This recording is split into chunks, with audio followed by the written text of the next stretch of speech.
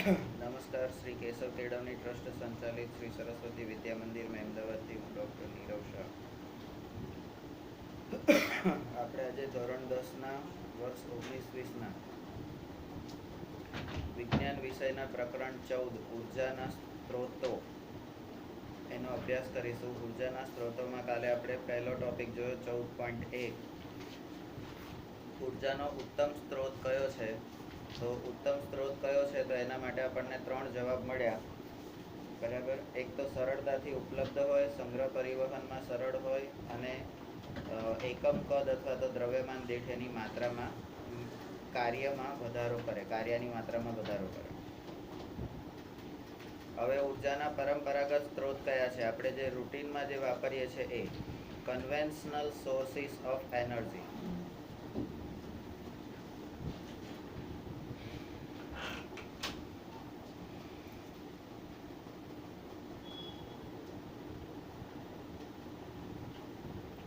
ઉષ્માના પરંપરાગત સ્ત્રોતમાં પહેલો સ્ત્રોત છે અશ્મિભૂત બળતણ,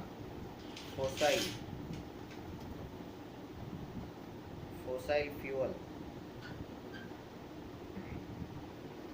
આ ફોસાઇલ ફ્યુઅલ અને થર્મલ, આ વસ્તુ આપણે 8મા ધોરણમાં જોઈ ગયા છે ઉર્જાના સ્ત્રોતોમાં. એમાં પુનઃ પ્રાપ્ય અને પુનઃ અપ્રાપ્ય એ રીતે આપણે ભણતા હતા. તો ફોસાઇલ ફ્યુઅલ એ ઉર્જાનો એક પરંપરાગત સ્ત્રોત છે. બીજો છે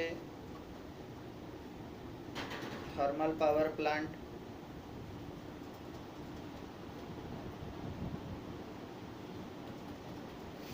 આપણે ત્યાં વણાકપુરી છે, ધુવારણ છે, સુરતમાં ઉકાઈ છે. આ બધા જે થર્મલ પાવર પ્લાન્ટ છે એ ત્યાંથી કોલસા દ્વારા એ વિદ્યુત ઉત્પન્ન કરે છે અને એનાથી ઉર્જા આપણને મળે છે. ત્રીજો છે જળ વિદ્યુત પ્લાન્ટ, હાઇડ્રો પાવર પ્લાન્ટ. સ્વદેશ પિક્ચર યાદ કરવાનું કે એમાં ટર્બાઇન ઉપર પાણીનો એક સરખો મારો કરી અને વિદ્યુત ઉત્પન્ન કરવામાં આવે છે. તો એ જળ વિદ્યુત પ્લાન્ટ એટલે એમાં ઊંચા ટેકરા પરની ટાંકીમાંથી પાણી, તળાવ હતું, એ તળાવમાંથી પાણી લઈને નીચે તમે વિદ્યુત ઉત્પન્ન કરો છો. ચોથો તમારો પ્લાન્ટ છે ઉર્જાનો પરંપરાગત સ્ત્રોત છે. તો ઉર્જાના પરંપરાગત સ્ત્રોતનો ઉપયોગ કરવા માટે પ્રૌદ્યોગિકી એટલે કે ટેકનોલોજીમાં કયા કયા સુધારા કરવાના છે. તો ટેકનોલોજીમાં સુધારામાં એક છે જૈવ ભાર, જેને આપણે બાયોમાસ કહીશું. ઉર્જાના પરંપરાગત સ્ત્રોતનો ઉપયોગ કરવા માટે ટેકનોલોજીમાં સુધારા, improvement in the technology for using conventional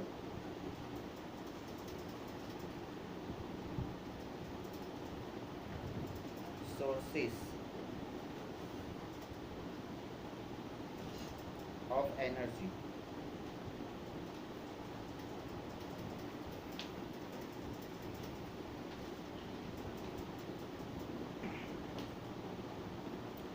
તો પરંપરાગત સ્ત્રોતમાં ટેકનોલોજીમાં સુધારામાં પહેલો જૈવભાર, બીજો છે પવન ઉર્જા. તો આ બે તમારા ટેકનોલોજીમાં સુધારા કરવાના વિષયો છે. બરાબર. અને ત્યાર પછી તમારો ટોપિક બદલાઈ જાય છે. એટલે આપણે આટલો ટોપિક ભણવાનો છે. તો આપણો ટોપિક છે ઉર્જાના પરંપરાગત સ્ત્રોત. પરંપરાગત, જેને આપણે કન્વેન્શનલ કહીશું, કન્વેન્શનલ સોર્સિસ ઓફ એનર્જી. એમાં પહેલો છે અશ્મિભૂત બળતણ. આપણને હવે અશ્મિ એટલે શું એ વારે ઘડીએ સમજાવવાની કોઈ જરૂર નથી. પ્રાચીન સમયમાં ઉષ્મીય ઉર્જાનો સામાન્ય સ્ત્રોત એ લાકડું હતો. અત્યારે પણ ઘણી બધી જગ્યાએ આ લાકડું એ જ તમારો ઉર્જાનો સ્ત્રોત છે. કેટલીક મર્યાદિત પ્રવૃત્તિ માટે પવન તથા વહેતા પાણીની ઉર્જાનો પણ ઉપયોગ કરવામાં આવતો. દરેક વખતે પવન અને વહેતા પાણીની ઉર્જાનો ઉપયોગ કરવામાં આવતો નહીં. હવે આ પવનનો ઉપયોગ ક્યાં આગળ કરવામાં આવતો? તો ભાઈ તમે વહાણ લઈને જાઓ તો વહાણને સળ બાંધવામાં આવે. એ સળ દ્વારા તમારી દિશા નક્કી થાય, બરાબર? તો અને વહેતા પાણી એટલે કે ઉપરથી નીચે પાણી પડતું હોય એમાંથી તમારે એ કામ કરવાનું રહેશે. શું તમે આ પૈકીના કેટલાક ઉપયોગો વિશે વિચારી શકો? એટલે જૂના જમાનામાં અથવા તો પ્રાચીન સમયમાં કઈ રીતે આ લોકો ઉર્જાના સ્ત્રોતનો ઉપયોગ કરતા હતા, કયા સ્ત્રોતોનો ઉપયોગ કરતા હતા એ આપણે જોવાનું છે. ઉર્જા સ્ત્રોતના રૂપમાં કોલસાના ઉપયોગે ઔદ્યોગિક ક્રાંતિ શક્ય બનાવી. એટલે અહીંયા આગળ આપણે ઉપયોગમાં લાકડું, પવન, વહેતું પાણી અને કોલસો. આ કોલસાનો ઉપયોગ જ્યારથી શરૂ થયો ત્યારથી ઔદ્યોગિક ક્રાંતિ એટલે ઇન્ડસ્ટ્રી આપણી શરૂ થઈ. વધતા જતા ઉદ્યોગોના કારણે સમગ્ર વિશ્વમાં જીવનની ગુણવત્તામાં વૃદ્ધિ થઈ ગઈ અને તેના પરિણામે સમગ્ર વિશ્વમાં ઉર્જાની માંગમાં પણ આશ્ચર્યજનક દરથી વૃદ્ધિ થઈ રહી છે. તો ઉર્જા સ્ત્રોતના રૂપમાં કોલસાનો ઉપયોગ કરવાથી ઔદ્યોગિક ક્રાંતિ થઈ અને વધતા જતા ઉદ્યોગોના કારણે જીવનમાં ગુણવત્તા વધી અને એને પરિણામે સમગ્ર વિશ્વમાં ઉર્જાની માંગ પણ આશ્ચર્યજનક દરથી વૃદ્ધિ થઈ રહી છે. ઉર્જાની માંગ વધતી માંગની પૂર્તિ માટે આપણે અશ્મિભૂત બળતણ આ અશ્મિભૂત બળતણની અંદર એક છે તમારો કોલસો અને બીજું છે પેટ્રોલિયમ.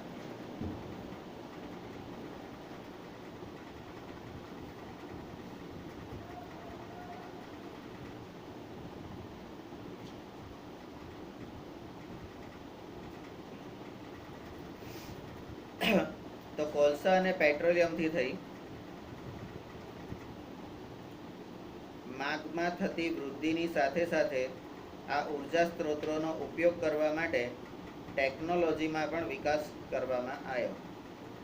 પહેલાં સાદા કોદાળી અને પાવડા અને એ બધું લઈ અને શેવાળ, જે રેતી ઉચકવાની જે શેવાળ પાવડો આવે છે એ પાવડાથી અંદર ખોદકામ ખાણની અંદર જઈ અને મજૂરોને અંદર ઉતારવામાં આવે લિફ્ટથી અને એ લોકો અંદર જઈને ખોદકામ કરીને કોલસો બહાર કાઢે તગારે કે એ રીતે. તો પહેલાં એવી રીતે હતું. પછી જેમ વધારે જરૂર એ રીતે તમે દિવસમાં 50 કિલો કોલસો જ બહાર કાઢી શકતા હતા. પછી કે હવે આટલો કોલસો તો આખી દુનિયામાં થઈ ના રહે, તો થોડો વધારે કાઢો. તો એના માટે બીજા સાધનો એટલે ટેકનોલોજીની વ્યવસ્થા કરવામાં આવી. એટલે રોજનો 1 ટન, રોજનો 100 ટન, રોજનો 200 ટન જેવા જે રીતે કામ અંદર જેસીબી ફરવા માંડ્યા, બરાબર? તો એ બધાના કારણે માંગ અને પુરવઠો વધતો ગયો, એમ ટેકનોલોજીમાં પણ વિકાસ કરવામાં આવ્યો. પરંતુ આ અશ્મિ બળતણ જે છે એ કરોડો વર્ષો અગાઉ બનેલો છે, બરાબર? કારણ કે આપણે એ બંને વસ્તુ ભણી ગયા છે કે કોલસો અને પેટ્રોલિયમ કેવી રીતે બને છે. અને હવે તેનો મર્યાદિત ભાગ જ બાકી રહ્યો છે. કરોડો વર્ષો પહેલા બની ગયો છે. જે કરોડો વર્ષોથી બન્યું છે એ આપણે થોડાક જ વર્ષોમાં 100-200 વર્ષના ગાળામાં આપણે પૃથ્વીના પેટાળમાંથી બધું લઈ લીધું. હવે ફરીથી એને બનતા બીજા કરોડો વર્ષો લાગશે. આપણે તો કરોડો વર્ષનું બનેલી સંપત્તિ એ આપણે 200 વર્ષમાં જ લઈ લીધી. તો બાકીનું હવે ફરીથી પેદા કેવી રીતે થશે? તો ફરીથી એ પેદા થતા હજી કરોડો વર્ષો લાગશે. ત્યાં સુધી આપણે એનો ઉપયોગ કરવાના નથી. અશ્મિભૂત બળતણ એ ઉર્જા પુનઃ અપ્રાપ્ય. અશ્મિભૂત બળતણ એ ઉર્જાનો કયો સ્ત્રોત છે? પુનઃ અપ્રાપ્ય સ્ત્રોત છે કે જે ફરીથી આપણને મળવાનો નથી. તેથી તેનું સંરક્ષણ થવું જરૂરી છે. જો આપણે આ ઉર્જા સ્ત્રોતનો ઉપયોગ હાલના ચિંતાજનક દરથી કરતા રહીશું તો આ ભંડાર ટૂંક સમયમાં ખાલી થઈ જશે. અત્યારે આપણને બધાને ખબર છે કે ખાણમાંથી કોલસો મળતો બંધ થઈ ગયો છે. અને તમે એક જૂનું પિક્ચર છે કાલા પથ્થર, અમિતાભ બચ્ચનનું એ પિક્ચર છે કાલા પથ્થર. એની અંદર કોલસાની ખાણમાં કામ કરતા મજૂરો અને એમની જિંદગી. આપણને એમ કે કોલસાની ખાણ એ પર્વતોમાં અંદર હોય છે, તો પર્વતોની પાછળ તરત જ સમુદ્ર હોય છે, બરાબર? એટલે ખોદતા ખોદતા ખોદતા એ સમુદ્રની છેક સપાટીની નીચે નજીક જતા રહે છે. અને ત્યાં હવે એક ખીલી પણ ઠોકશે તો એ બધું પાણી આ બાજુ આવી જશે. એટલે એનું અમુક અંતર સુધી જ એને ખોદાય, એનાથી પછી એ ખોદાય નહીં તો પાણી અંદર આવી જવાની શક્યતા રહે. પણ જે બિઝનેસમેનો હોય છે એમના આત્માની અંદર રામ વસતા નથી, અને એ લોકો મારે તો અંદરથી હું આટલો ખર્ચો કરું છું તો અંદરથી રોજ મને આટલા ટન તો કોલસો મળવો જ જોઈએ. એટલે તમે તમારે ખોદવાનું કામ ચાલુ રાખો. અને ખોદે છે, અને ખોદવાના કારણે ત્યાંથી સહેજ લીકેજ થાય છે. પહેલાં ખાલી આમ ટીપું ટીપું ટીપું પાણી ઝરે છે, અને પછી ધીમે ધીમે એનો ફોર્સ વધતો જાય છે, કારણ કે પાણી હંમેશા પ્રેશરથી આવે, બરાબર? તો સમુદ્રનું પાણી અને તે નીચેની સાઈડે જમીનની અંદર, તો એ નીચે આવે ત્યારે ધસમસતો પ્રવાહ હોય, અને એમાં આખી ખાણમાં પાણી ભરાઈ જાય છે, અને લાખો લોકો અંદર ડૂબીને મરી જાય છે. ઘણા બધાને બચાવવામાં આવે છે, પણ એ પિક્ચર આ પુનઃ અપ્રાપ્ય કાલા પથ્થર આવું એક પિક્ચર છે, બરાબર? તો એ જોવા જેવું છે. એટલે ટૂંકમાં હવે કોલસો ખલાસ થઈ ગયો છે.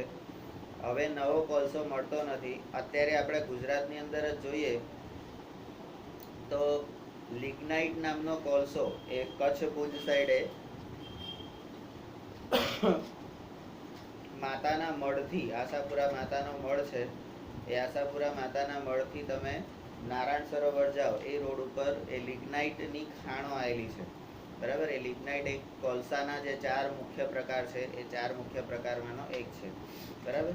પણ એ ખાણો હવે ખાલી થઈ ગઈ છે. હવે એમાંથી કોલસો મળતો નથી. પણ એ બોગદા એ સાચવી રાખવામાં આવ્યા છે. જેમ જાંબુઘોડામાં, પાવાગઢથી જાંબુઘોડા જતા વચ્ચે મેંગેનીઝ, એટલે પાવાગઢના જે આપણા ડુંગરો છે એ પાવાગઢના ડુંગરો મેંગેનીઝ નામની ધાતુ એ ડુંગરોના પેટાળમાંથી મળે છે. અને મેંગેનીઝ ધાતુ ખોદવા માટે અંગ્રેજોના વખતે 100-200 વર્ષ પહેલા અંગ્રેજોના વખતના બનાયેલા બોગદા એટલે ટનલ એ આજની તારીખમાં ત્યાં આગળ પુરાતત્વ ખાતાએ અને સરકારે સાચવી રાખી છે. આપણને સ્કૂલવાળાને ત્યાં પરમિશન પણ આપે છે. આપણે જાંબુઘોડાનો 2010માં પ્રવાસ ગયા હતા ત્યારે આપણે ટનલ અંગ્રેજોના બનાવેલા બોગદા જોયા હતા. પહેલાં ઉપરથી ખોદતા ખોદતા જવાનું, અમુક અંતર સુધી 10 ફૂટ જેટલું ખોદી, અને પછી આ બાજુ આ બાજુ આ બાજુ ને આ બાજુ ચારે દિશામાં એને ખોદતા ખોદતા જવાનું, બરાબર? ફરી પાછું 10 ફૂટ ઊંડા ઉતરવાનું, ફરી 4 બાજુ ખોદવાનું. એ રીતે આખી સિક્વન્સ હોય.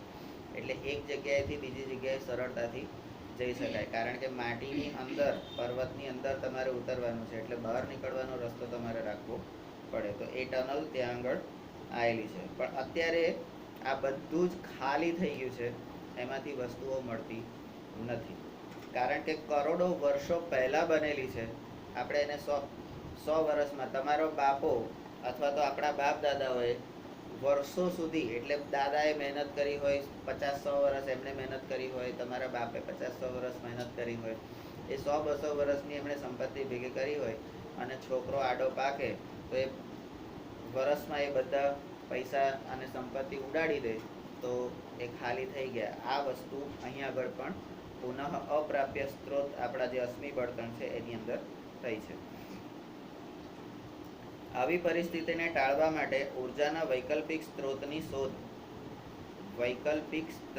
શોધ, કરવામાં આવી. પરંતુ આજે પણ આપણી આ ઉર્જાઓની મોટાભાગની જરૂરિયાત પૂર્ણ કરવા માટે આપણે અશ્મિભૂત બળતણ ઉપર વધારે માત્રામાં નિર્ભર છે. આકૃતિ 14.1.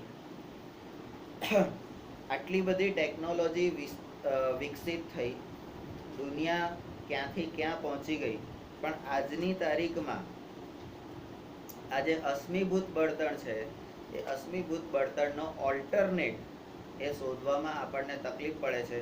અને આજે પણ દુનિયાના મોટા ભાગના લોકો એટલે મોટા ભાગના વિસ્તારોમાં આ અશ્મિભૂત બળતણ દ્વારા જ ઉર્જા પેદા કરવામાં આવે છે. ભલે સૂર્ય ઉર્જાની વાત થઈ, પણ દરેક દેશને સૂર્ય ઉર્જા માટેની ટેકનોલોજીને બધું પોસાય એમ નથી. બરાબર? તો એ આજે પણ એ જ વસ્તુ છે. હવે અહીંયા ભારતમાં આપણી ઉર્જાની આવશ્યકતાઓ સામે ઉર્જાના મુખ્ય સ્ત્રોત દર્શાવતો પાઈ ચાર્ટ આપણે નાના ધોરણોમાં 6ઠ્ઠા કે 7મા ધોરણોમાં આ જુદા જુદા પ્રકારના ચાર્ટ અને આલેખ વિશે શીખી ગયા છે. બરાબર? સ્તંભાલેખ દોરતા હતા.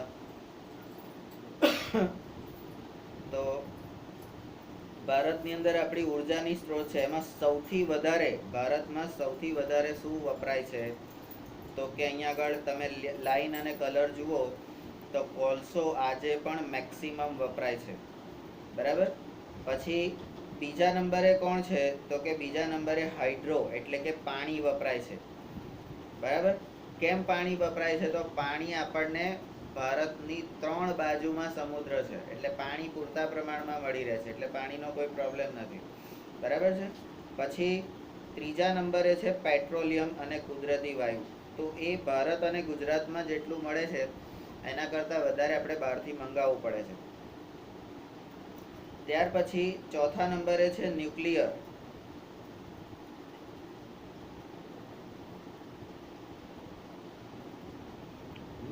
એનર્જી. તો અણુ પરમાણુના ઉપયોગથી તમારે વિદ્યુત એટલે કે ઉર્જા પેદા કરવાની. બરાબર? ભારતની અંદર એવા atomic thermal power station, hydro plant તો હોય જ છે, પણ એટોમિક ન્યુક્લિયર પાવર પ્લાન્ટ એ ઇવન આપણા ગુજરાતમાં પણ છે. બરાબર? અત્યારે હું એવું નથી કહેતો કે આપણે જોવા જઈ શકશું, પણ એના વિડીયોઝ અથવા તો એ કઈ જગ્યાએ છે અને શું કેવી રીતે કામ કરે છે એ આપણે અહીંયા બેઠા બેઠા જોઈ શકીશું. અને આપણા ભારતમાં છેલ્લો સ્ત્રોત છે સૌથી ઓછો વપરાતો. હવે બધી જગ્યાએ 3 બાજુ દરિયા કિનારો છે. દરિયા કિનારામાં ભયંકર પવન ફૂંકાતો હોય. બરાબર? તો એ પવનનો ઉપયોગ કરી અને આપણે વિન્ડ એનર્જી એ આપણે ઉત્પન્ન કરી શકીએ છીએ, પણ આપણે ઓછામાં ઓછી ઉત્પન્ન કરીએ છીએ, કારણ કે એ બહુ જ કોસ્ટલી છે. જ્યારે પવનની વાત આવશે ત્યારે આપણે પવન ઉર્જાની વાત કરીશું. બરાબર?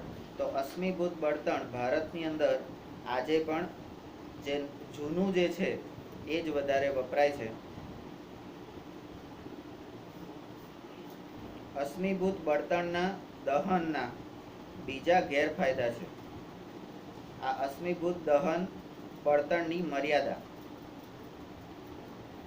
ગેરફાયદા કયા છે? તો આપણે ધોરણ 9માં કોલસા તથા પેટ્રોલિયમની પેદાશોને સળગાવવાથી થતા વાયુ પ્રદૂષણ, એટલે પહેલો ગેરફાયદો ખબર પડી ગઈ, વાયુ પ્રદૂષણ થાય છે. કારણ કે તમે કોલસો સળગાવો અથવા તો બાઇકમાં પેટ્રોલ બાળો તો પાછળથી શું નીકળે? ધુમાડો. બરાબર? અને ધુમાડો કેવો હોય? તો ઝેરી કણો, કલીલ કણો, કાર્બન ડાયોક્સાઇડ, બરાબર, અને એ બધાનો ધુમાડો હોય છે. તો એ વાયુ પ્રદૂષણ કરે છે. અશ્મિભૂત બળતણને સળગાવવાથી મુક્ત થતા કયા કયા વાયુઓ ઉત્પન્ન થાય છે?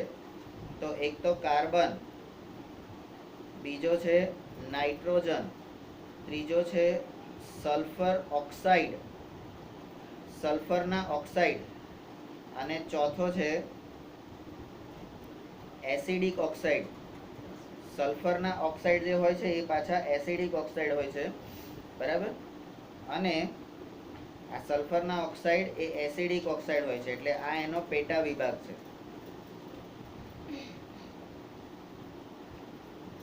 અને જેના કારણે એસિડ વર્ષા, એસિડિક વર્ષા થાય છે, જે આપણા પાણી અને જમીન સંસાધનોને પ્રભાવિત કરે છે.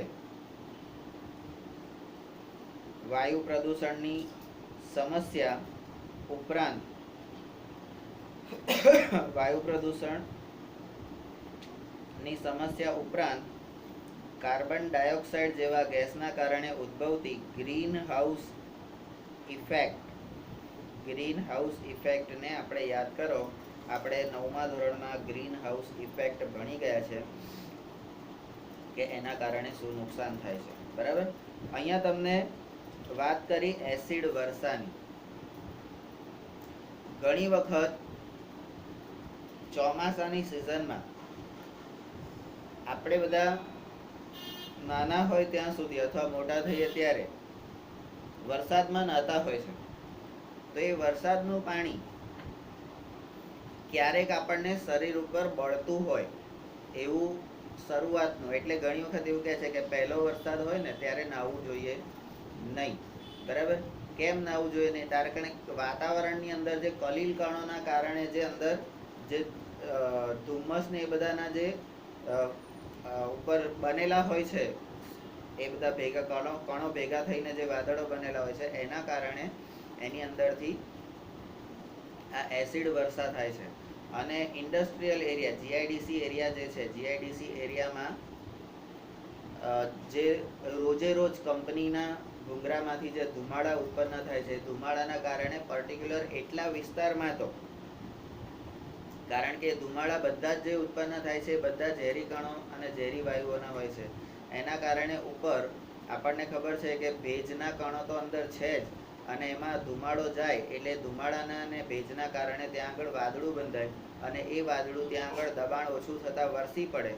તો ત્યાં આગળ જે ધુમાડો છે એ બધો ઝેરી કણોનો ને એસિડનો જ છે. બરાબર. તો એ એસિડ વર્ષા ત્યાં આગળ એ આપણા શરીરમાં પડે. અને ઘણી વખત આપણે એવું સાંભળીએ છીએ કે ભાઈ મહેમદાવાદમાં વરસાદ નથી, પણ વટવા જીઆઈડીસી વિસ્તારમાં તો ભયંકર વરસાદ છે, અને ત્યાં જે વરસાદ વરસ્યો એના કારણે લોકોની ચામડી બળી ગઈ, ચામડી પર ફોલ્લા થઈ ગયા, કોકની આંખો જતી રહી, વાળ ઉતરી ગયા. આ બધું કેમ થાય? તો એ એસિડ વર્ષાના કારણે થાય છે.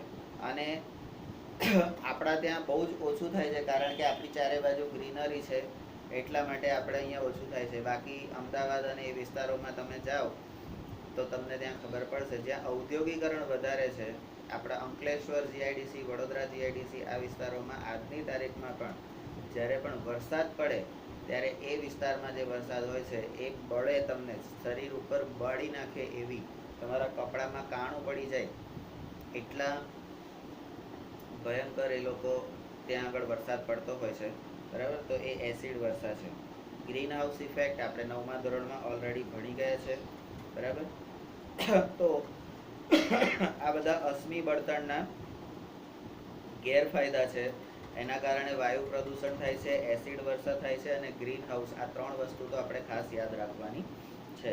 બરાબર. હવે આના પર વિચારો. કોના પર વિચારો? તો કે જો આપણને વિદ્યુત પુરવઠો ન મળે, ઇલેક્ટ્રિસિટી ન મળે, તો આપણા જીવનમાં શું ફેરફાર આવે? તો ભાઈ પહેલા લાઇટો નથી ત્યારે લોકો કેવી રીતે રહેતા હતા? તો એવી રીતે આપણે રહેવા માંડીએ. બરાબર. વિદ્યુત પુરવઠો મળે તો જ આપણે અત્યારની આધુનિક જિંદગી જીવી શકીએ. બાકી તો વોશિંગ મશીન ના ચાલે, ટીવી ના ચાલે, મોબાઈલ ચાર્જિંગ ના થાય. બરાબર. તો પહેલા મોબાઈલ નતા ત્યારે સંદેશા વ્યવહાર કેવી રીતે થતા હતા? તો આપણે પહેલાની જેમ પછી ઘોડા દોડાવવા પડે, દૂધ દોડાવવા પડે, ચિઠ્ઠીઓ લઈને કોકને મોકલવા પડે. બરાબર. આવું બધું પાછું કરવું પડે. એટલે જ્યાં સુધી સૂર્યનો પ્રકાશ છે ત્યાં સુધી કામ કરવાનું. સૂર્ય આથમે એટલે વાળું કરીને હોઈ જવાનું. બરાબર. એ રીતની આપણી જિંદગી કરી નાખવી પડે. બરાબર. હવે કોઈ પણ દેશમાં પ્રત્યેક વ્યક્તિ દીઠ મળતી વિદ્યુત ઉર્જા તે દેશના વિકાસનો એક માપદંડ છે. તમારા દેશમાં કેટલી ઉર્જા ઉત્પન્ન કરો છો, એ ઉર્જાને તમારા દેશની વસ્તી સાથે તમારે એને ભાગવાની છે, ડિવાઈડ કરવાનું છે.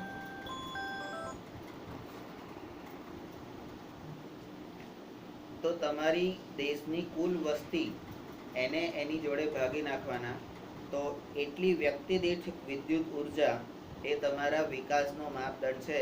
એક માણસને કેટલી અથવા તો એક પરિવારને કેટલી ઉર્જા દિવસ દરમિયાન જોઈએ અથવા તો મહિનામાં જોઈએ, એટલી ઉર્જા શું આપણે દિવસ દરમિયાન પેદા કરીએ છીએ આખા ભારતમાં થઈને કે આખા અમેરિકામાં થઈને આપણે પેદા કરીએ છીએ. તો એ પ્રમાણે તમારો વિકાસનો માપદંડ નક્કી થાય. આ વિકાસના માપદંડનું એક પગથિયું છે.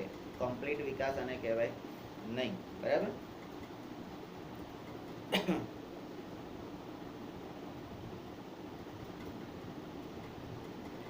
અશ્મિભૂત બળતણને સળગાવાના કારણે ઉદ્ભવતા પ્રદૂષણને જુદી જુદી પ્રવિધિઓ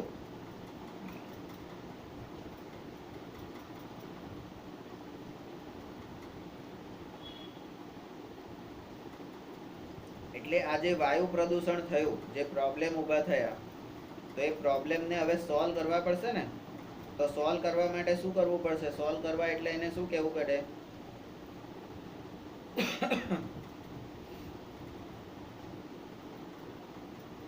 તો અહીંયા વિજ્ઞાનની ભાષામાં આપણને નિવારણ અથવા તો ઉપાય, બરાબર. તો અશ્મિભૂત બળતણને સળગાવાના કારણે ઉદ્ભવતા પ્રદૂષણને જુદી જુદી પ્રવિધિ, ગણિતમાં પણ આવી ગઈ ભાગ પ્રવિધિ. ગણિતમાં ભાગ પ્રવિધિ આવી, યુક્લિડની ભાગ પ્રવિધિ અને બહુપદીની પણ ભાગ પ્રવિધિ આવ્યા. પ્રવિધિ એટલે રીત, પ્રવિધિ એટલે રીત અથવા તો પદ્ધતિ. અહીંયા આપેલું છે ટેકનિક્સ.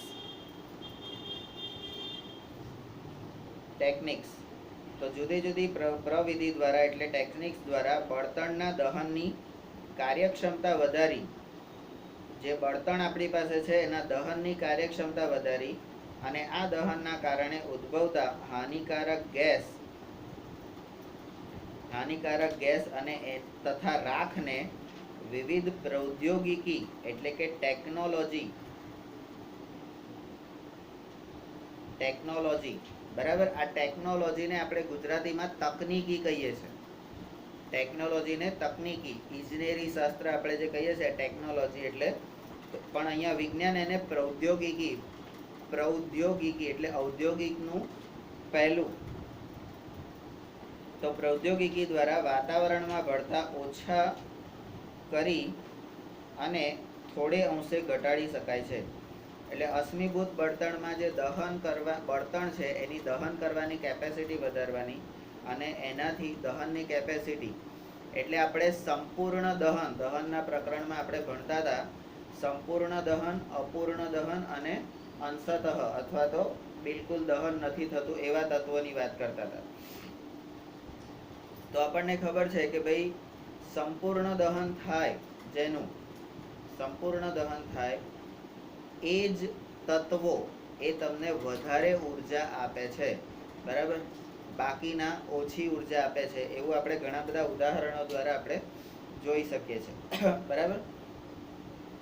સિમ્પલ આપણે અગરબત્તીનું ઉદાહરણ લઈએ તો અગરબત્તી એ તમે પ્રગટાવો એટલે પૂરેપૂરી જ્યાં સુધી એની અંદર તાકાત છે ત્યાં સુધી એ બળી જશે, બરાબર. અને છેલ્લે એનું લાકડું પણ બળી જશે. એટલે એનું આપણે એવું કહી શકીએ કે ભાઈ સંપૂર્ણ દહન થાય છે, બરાબર. કપૂરની ગોટી,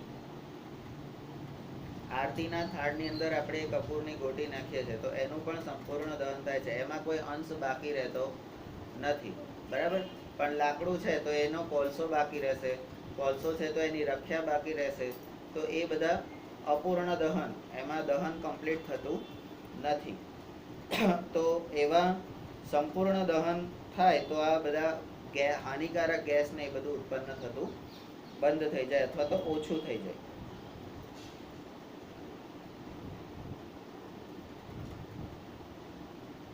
નંબર 16, શું તમે જાણો છો કે અશ્મિભૂત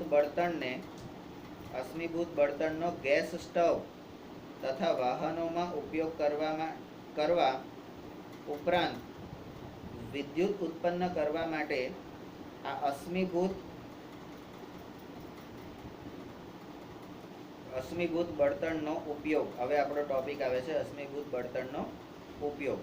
તો એનો ક્યાં ક્યાં ઉપયોગ કરીએ છીએ? તો કે ગેસ સ્ટવ, વાહનોમાં અને વિદ્યુત ઉત્પન્ન કરવા માટે તેનો મુખ્ય બળતણ તરીકે ઉપયોગમાં લેવામાં આવે છે. નંબર 17.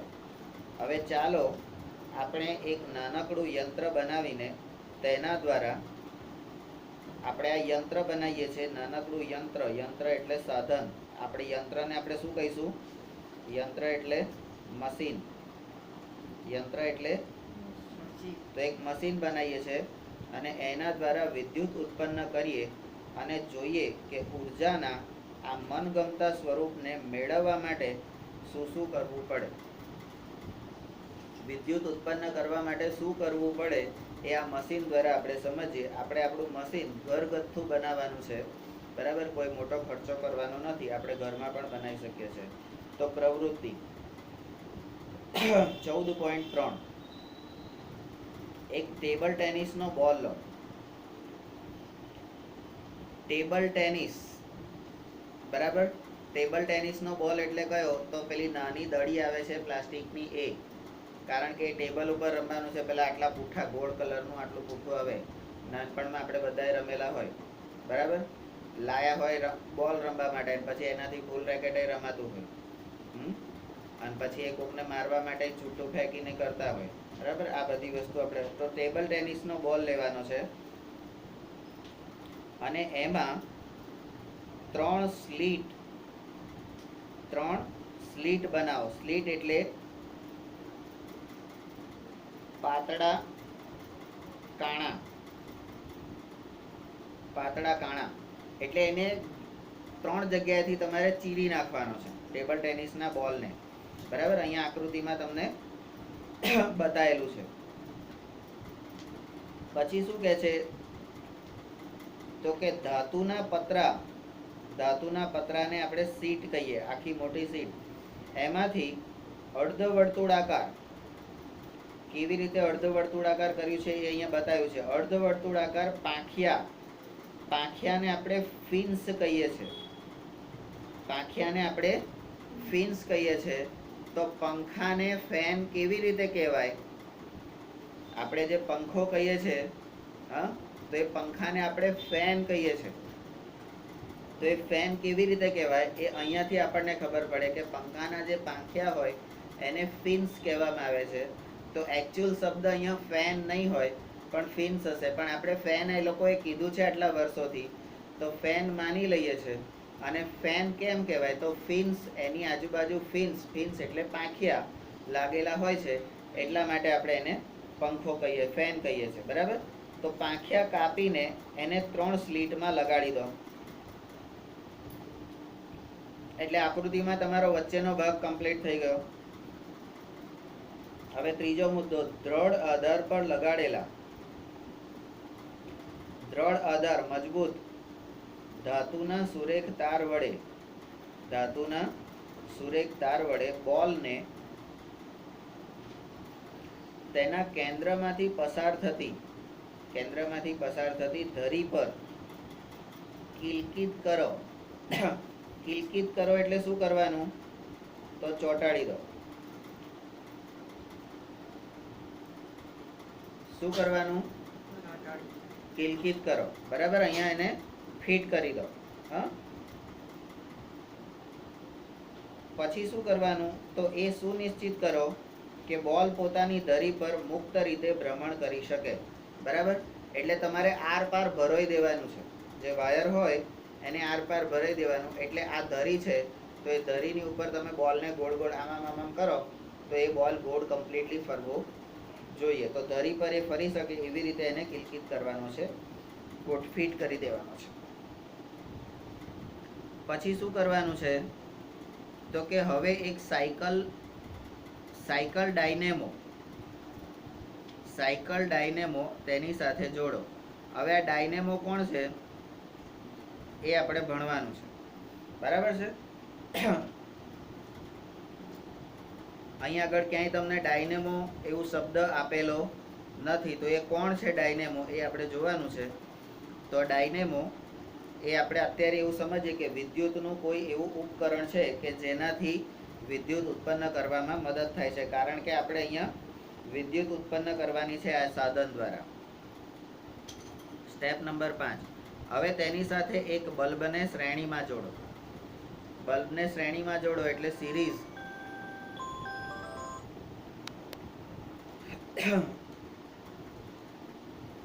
હવે તેની સાથે એટલે અહીંયા આગળ તમને આછું પાતળું એવું આ ગુલાબી કલરની જે વસ્તુ છે એ કદાચ ડાયનેમો હશે, આવું હું માની લઉં છું અત્યારે. બરાબર, એકચ્યુઅલી છે કે નહીં, કારણ કે એને સિરીઝમાં જોડ્યું છે. બરાબર, તો સાયકલ ડાયને એટલે પહેલા બોલ વાળી વસ્તુ, એની જોડે ડાયનેમો જોડ્યો છે અને એની જોડે બલ્બ સિરીઝમાં જોડ્યો છે. એટલે આ ત્રણ વસ્તુ તમને ખ્યાલ આવે. હવે પાંખિયાઓ ઉપર પાણીની ધાર, પાંખિયા પર પાણીની ધાર અથવા તો પ્રેશર કુકરમાં ઉત્પન્ન કરેલી વરાળ, એટલે અહીંયા ઉર્જાનો સ્ત્રોત એક પાણી અને વરાળ, પાણી અને વરાળ એ બંને ઉર્જા સ્ત્રોત છે. બરાબર, હાઇડ્રો પાવર અને સ્ટીમ પાવર. બરાબર, સ્ટીમ એન્જિન, આપણા ઘણા બધા રેલવેના એન્જિનો એ વરાળ દ્વારા ચાલતા હોય છે. બરાબર, વરાળ એટલે કે સ્ટીમનું જે પ્રેશર આવે એના કારણે એન્જિન સ્ટાર્ટ થતું હોય છે. બરાબર, તો એની ધાર ફેંકવાનું છે. આકૃતિ 14.42. એટલે તમારે પહેલું આ કરવાનું છે, પછી ડાયનેમો જોડવાનો છે. હવે આપણને ખબર પડી ગઈ કે આ જ ડાયનેમો છે. બરાબર, ત્રીજું બલ્બ જોડવાનો છે અને ચોથું તમારે આ કામ કરવાનું છે કે પ્રેશર કુકરનું પ્રેશર અથવા તો પાણીની ધાર આ પાંખિયા પર કરવાની છે. અને તમને શું અવલોકન કરો છો, તમને શું ખબર પડે છે એ જુઓ. અહીંયા આકૃતિ 14.2 જે છે એ તાપ વિદ્યુત ઉત્પન્ન કરવાની પ્રક્રિયાને નિર્દેશિત કરવા માટેનું મોડલ છે. આ તાપ વિદ્યુત એટલે શું? તો એ જ તમારું થર્મલ પાવર. Thermal power.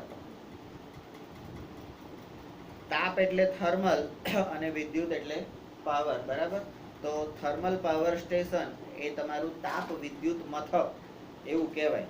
હા, તો અહીંયા આ પ્રવૃત્તિ દ્વારા, એટલે હવે આ પ્રવૃત્તિ કોઈ પણ જાતના મોટા રૂપિયાના ખર્ચા વગર આ પ્રવૃત્તિ થાય છે. બરાબર, તો હવે આપણા ઘરમાં આવું એક સાધન બનાવીને મૂકી દીધું હોય અથવા તો વિદ્યાલયમાં આવું સાધન બનાવીને મૂક્યું હોય તો લાઈટ જાય ત્યારે આપણે આ સાધનનો ઉપયોગ કરી શકીએ. બરાબર, 7 નંબર આપણું અવલોકન છે. આપણને હવે શું દેખાય છે, આ કર્યા પછી શું મળ્યું? પણ આ પ્રેશર કુકર જે છે એ પ્રેશર કુકરમાંથી વરાળ કેવી રીતે ઉત્પન્ન કરશો? તો એ વરાળ ઉત્પન્ન કરવા માટે એને તપાવવું તો પડશે ને, ગરમી તો આપવી પડશે ને. તો અહીંયા ઉષ્મા આપેલી છે અને ઉપર સીટીની જગ્યાએથી બાષ્પ નળી, એટલે ખીચડી બની ગઈ છે અથવા તો ખાવાનું રંધાઈ ગયું છે. એની સાબિતી શું? તો એ ગરમ થયા પછી 3 સીટી વાગે. કોઈ 3 સીટી વગાડે, કોઈ 2 સીટી વગાડે, કોઈ 1 સીટી વગાડે, એટલે આપણને ખબર પડી જાય કે આ બફાઈ ગયું અંદરની વસ્તુ. બરાબર, તો એ જે તે વસ્તુ આપણે અંદર બફાવા મૂકી છે કે રાંધવા મૂકી છે એના પર આધાર રાખે કે કેટલી સીટી વગાડવાની. બરાબર, એમાં પાણી નાખો તો એ પાણીના કારણે વરાળ ઉત્પન્ન થાય. બરાબર, એટલે પાણી પણ કેટલું નાખવાનું? જો જે લોકો ખીચડી બનાવતા હોય અથવા તો જેણે અત્યાર સુધીમાં બનાવી હોય એને ખબર હોય કે પ્રેશર કુકરમાં દાળ ચોખા પલાળી અને તમે ખીચડી બનાવો, જો પાણી તમે એનું માપનું ના રેડ્યું હોય તો સીટીઓ વાગે જ જાય, તમારી ખીચડી રંધાય નહીં અને છેલ્લે શું થાય? પાણી બધું બળી જાય અને ખીચડી પણ આપણી દાજી જાય. હવે ખીચડી દાજે કે બળે? તો આપણે શું કહીએ? ખીચડી દાજી ગઈ. બરાબર, તો ખીચડી એક પ્રકારનો જીવ તો છે ને, ચોખાનો દાણો ને દાળનો દાણો તે દાજી જાય ને. તો એ વસ્તુ અહીંયા આગળ જોવાની છે. તો અહીંયા ગરમ કરી આ પ્રવૃત્તિ કરવાની છે. વિદ્યુત ઉત્પન્ન કરવાનું આ આપણું ટર્બાઇન છે. ટર્બાઇન એટલે આ પાંખિયા વાળો જે બોલ બનાવ્યો ને એ આપણું શું છે? વિદ્યુતની ભાષામાં ટર્બાઇન છે. બરાબર. સરળ ટર્બાઇનોમાં ગતિશીલ ભાગ તરીકે રોટર બ્લેડનું સંયોજન હોય છે. રોટર બ્લેડ એટલે પાંખિયા. બરાબર. પતરાના જે હોય અને આપણે જે પંખાના પાંખિયા છે એવી રીતે પતરાના પાંખિયા હોય, પણ એ સહેજ ત્રાંસા હોય. એટલે તમે અહીંથી આમ પ્રેશર આપો એટલે એ ખસે. તમે આમ સીધું રાખો, આમ સીધું, અને એની ઉપર તમે પાણી પાડો તો એ પાણી કદાચ અહીંયા બી પડે, અહીંયા પણ પડે, અહીંયા પણ પડે, પણ એક જ જગ્યાએ આ જગ્યાએ અથવા તો અહીંયા આગળ પડે તો જ એ ફર કરે. એટલે એને કઈ જગ્યાએ ધાર પાડવી એ પણ તમને ખબર હોવી જોઈએ કે ભાઈ આ જ જગ્યાએ મારે ધાર પાડવાની છે તો એ થાય. પણ ત્યાં આગળ સહેજ આમ ત્રાંસું રાખ્યું હોય પડખા જેવું, તો ત્યાં આગળ એ તમે પાણીનો ધોધ કે તમે પાડો એવી રીતે નથી પડવાનું. બરાબર. તો એ રીતે ત્યાં આગળ પડ્યા જ કરે અને એ ટર્બાઇન તમારું ફર્યા કરે. બરાબર. તો એ રોટર બ્લેડનું સંયોજન સામાન્ય રીતે હોય છે. અહીંયા આપણે શેનાથી કરેલું છે? તો ધાતુના પતરાની શીટ. બરાબર. નંબર 3. હવે ગતિશીલ તરલ એટલે જે ગતિ કરી શકે એવો કોઈ પણ તરલ પદાર્થ, અને એમાં પાણી અને વરાળ એ બંનેનો ઉપયોગ થાય છે. એ આ બ્લેડને ફેરવવા માટે કાર્ય કરે છે તથા રોટરને ઉર્જા આપે છે. આ રીતે આપણે જોઈ શકીએ છીએ કે મૂળભૂત રીતે આપણે રોટરની બ્લેડની ઝડપી ગતિ આપવી પડશે. હવે આ વસ્તુ ખાસ ધ્યાનમાં રાખવાનું કે ઉર્જા પ્રાપ્ત કરવા માટે ગતિ તો જરૂરી છે, પણ એ ગતિ કેવી જરૂરી છે? તો કે ઝડપી ગતિ જરૂરી છે. આ પંખો એકદમ ધીમે ધીમે ફરતો હોય. બરાબર. 10 દિવસનું કામ એટલે એક દિવસનું કામ કરવા માટે એ પંખો 10 દિવસ લગાડતો હોય તો એ પંખો તમને કોઈ પણ પ્રકારની ઉર્જા આપી શકતો નથી. એમાંથી પોઝિટિવ એનર્જી મળતી નથી, ઉલટું નુકસાન થાય છે.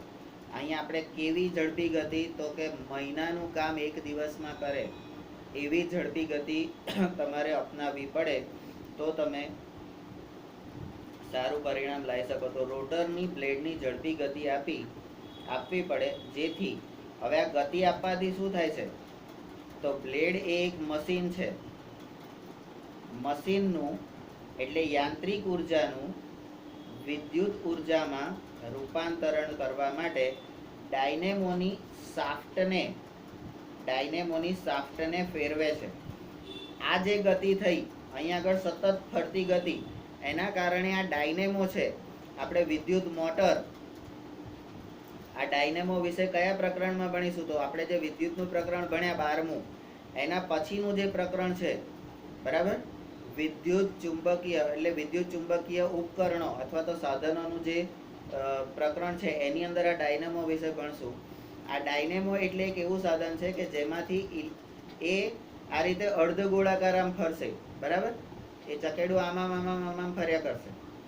બરાબર. અને એ અડધું ફરી અને એસી કરંટ, ઓલ્ટરનેટિવ કરંટ પેદા કરશે. અને ઓલ્ટરનેટિવ કરંટ એસી કરંટ હશે તો શોર્ટ લાગવાના ચાન્સીસ નહીં રહે. બરાબર. અને ડીસી કરંટ, ડાયરેક્ટ કરંટ હશે તો એ શોર્ટ લાગવાના ચાન્સીસ રહે. બરાબર. તો અહીંયા ડાયનેમો એટલે અડધું ચક્કર મારી ફરી પાછું અડધું ચક્કર આમ, ફરી અડધું ચક્કર આમ, ફરી એટલે આમ કરે ત્યારે ચાલુ થાય, આમ કરે ત્યારે બંધ થાય, આમ કરે ત્યારે ચાલુ. એટલે તમને કરંટ લાગશે તો જ્યાં સુધી આમ જઈને આમ આવશે ત્યાં સુધી જ લાગશે, અને એ વસ્તુ તમને ઝટકો મારીને છોડી દેશે. એ કામ આ ડાયનેમો કરે છે. બરાબર. તો આ ડાયનેમોની શાફ્ટને ફેરવે છે, કારણ કે ડાયનેમો એ પોતાની ધરી પર ફરે છે. બરાબર. અહીંયા જે આ લંબચોરસ જે ભાગ તમને આપેલો છે એ પોતાની ધરી પર આમથી આમ જ ફરે છે. બરાબર. જેમ આ મોબાઈલને અહીંયા આગળ ચોંટાડી દીધો હોય તો એ મોબાઈલ આમથી આમ ફરે અને એ પ્રમાણે વિદ્યુત, પણ એ આને આમ કરવા માટે આને સતત ગોળ ગોળ ગોળ ગોળ ફેરવવું પડે, અને એ ફરે એના કારણે તમે કોઈ દોરી છે, તમે નાનપણમાં આ વસ્તુ રમ્યા છો કે નહીં રમ્યા મને ખબર નથી, બરાબર. લોખંડનું વાઇસર હોય, તમે જે અહીંયા આગળ વાઇસર લગાડેલું છે એવું લોખંડનું વાઇસર હોય, એ લોખંડના વાઇસરની અંદરથી દોરી પસાર કરીએ છીએ આપણે, હા, અને એ દોરીને ગોળ ગોળ ફેરવીએ છીએ. આપણે વાઇસરને ગોળ ફેરવીએ છીએ કે દોરીને, આપણે એને ગોળ ગોળ ગોળ ગોળ ફેરવીએ છીએ અને પછી એને આમ ખેંચી રાખીએ છીએ, બરાબર. તો આપણને એ આમ અને આમ બંને બાજુ ફરતું લાગશે. તમે એ પ્રવૃત્તિ નાનપણમાં કદાચ કરી પણ હશે તો એ તમને એવું લાગશે કે આમ અને આમ બંને, તો એ આપણો ડાયનેમો થઈ ગયો. રમતમાં આપણે ગણિત સાથે, એટલે આપણી જે રમતો જે છે, બરાબર, એ પણ વિજ્ઞાન અને ગણિત સાથે સંકળાયેલી છે, બરાબર. તો એ આપણે ધ્યાનમાં લેતા નથી. તો આ શાફ્ટને ફેરવે છે.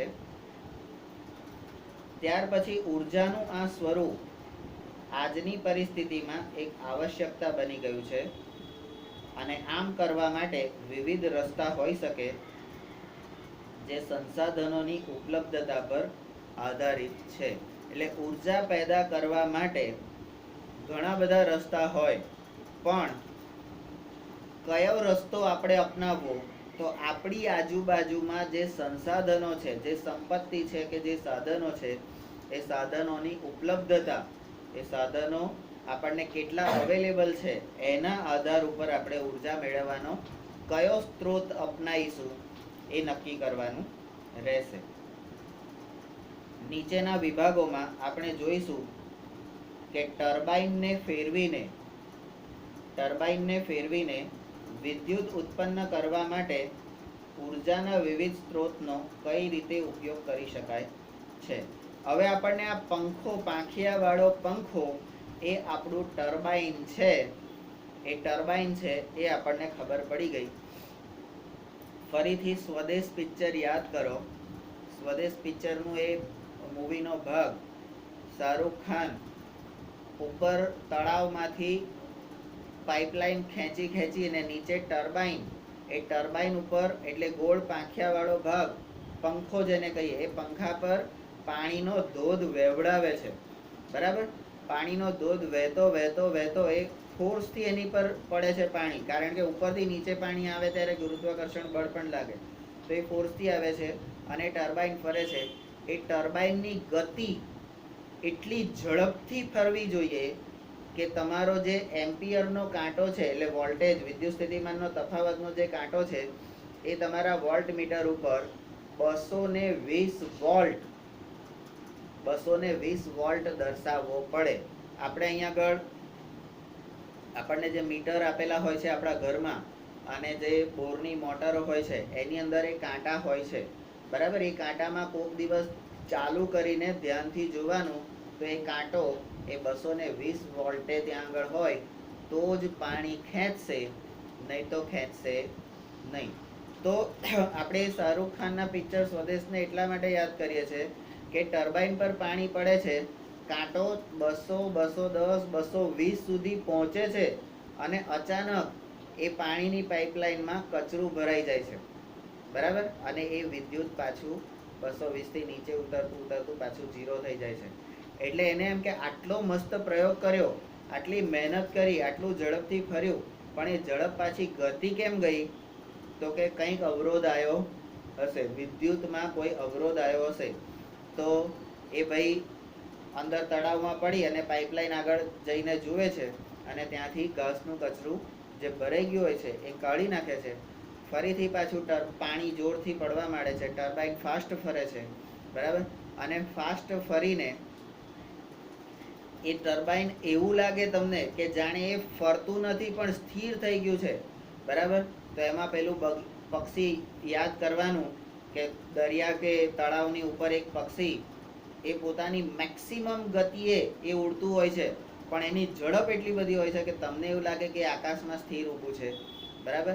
તો આપણે પણ એવી ગતિ પેદા કરવાની છે, અને ગતિ પેદા થશે તો જ સ્થિર થવાશે, અને એ સ્થિરતા પ્રાપ્ત થશે તો જ આપણને જે પરિણામ, જે રિઝલ્ટ કે જે માછલી જે આપણે જોઈએ છે એ આપણને મળશે. અહીંયા પણ એ ટર્બાઇન ફરે છે, ફરી પાછો કાંટો 210 220 સુધી પહોંચે છે, અને જેવો 220 પહોંચે છે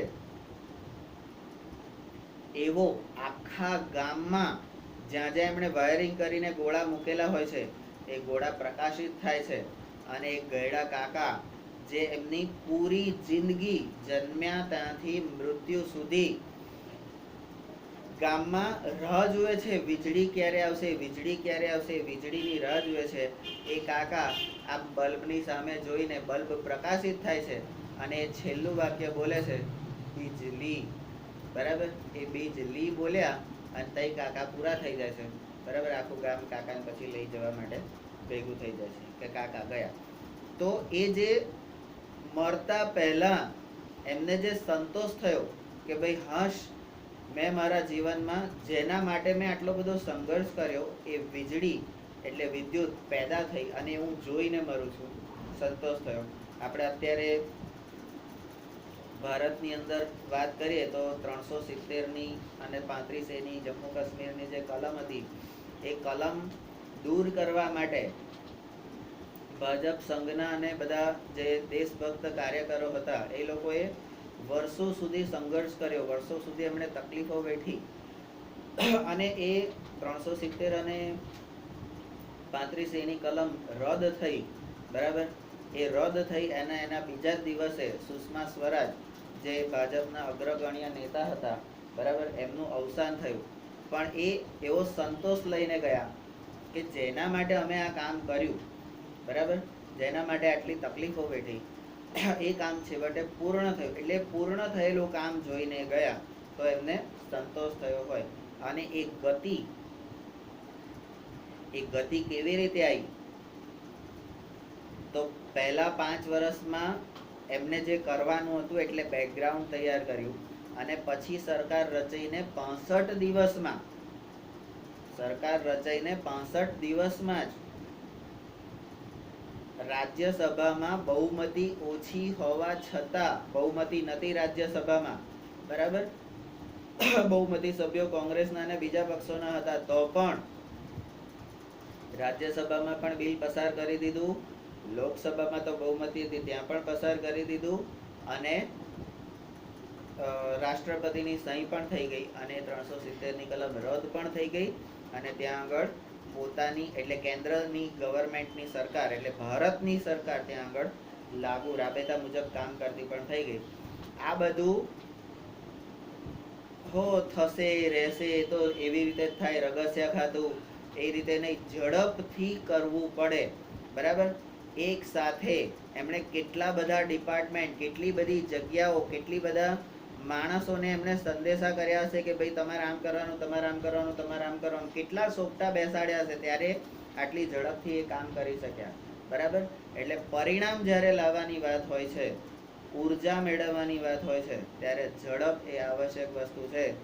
એક વસ્તુ તમે પકડીને સવારથી આજ સુધી બેસી રહો, સ્વાધ્યાય પૂરું થયું તો કે ના, બરાબર, સવારથી આજ સુધી જો સ્વાધ્યાય પૂરું ના થાય તો આપણે 10મામાં ભણવાને અથવા પાસ થવાને લાયક નથી. પરિણામ અને પર્સન્ટેજ તો દૂરની વાત છે.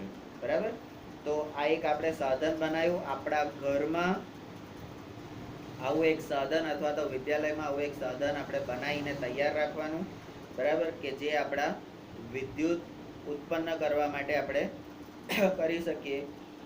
અને એ એટલા માટે બનાવવાનું કે તમને બધાને ખબર છે કે તમે ભોયરામ બેઠા હોય ને લાઈટ જાય, બરાબર, તો તમારે તરત અંદરથી બહાર નીકળી જવું પડે. તો એવી જગ્યાએ આવું કોઈ વસ્તુ આપણે મૂકી દીધું હોય તો એ તમને કામ લાગે. આપણે અહીંયા પ્રેશર કુકર કે પાણીનો ઉપયોગ નથી કરતા, એ જ વસ્તુને આપણે સોલરથી જોડી દઈએ, ઉપર વાયરિંગ કરીને ધાબે એક પ્લેટ મૂકી દઈએ અને નીચેની સાઈડે આપણે ગોળો કરી શકીએ, તો પણ આપણે આ કામ કરી શકીએ. બરાબર, સોલર પ્લેટ આપણી પાસે છે, ચાલુ હોય તો ઠીક, ના ચાલુ હોય તો બજારમાં જ્યાંથી મળતી હોય ત્યાંથી ખરીદવાની છૂટ છે, એના પૈસા હું તમને આપીશ. બરાબર, આપણી લેબમાં પણ સોલર પ્લેટો પડેલી છે, એનાથી નાની ગોળી પેદા થતી હતી અને એ હરિદીદી લોકોની બેચ અને સૌમ્યભાઈ લોકોની બેચ, આ બેચ એવી હતી કે જેમણે આ વિજ્ઞાનના પ્રયોગો પોતાની રીતે કર્યા. ત્યાર પછી એ બધી વસ્તુઓ ધીમે ધીમે બંધ થઈ ગઈ.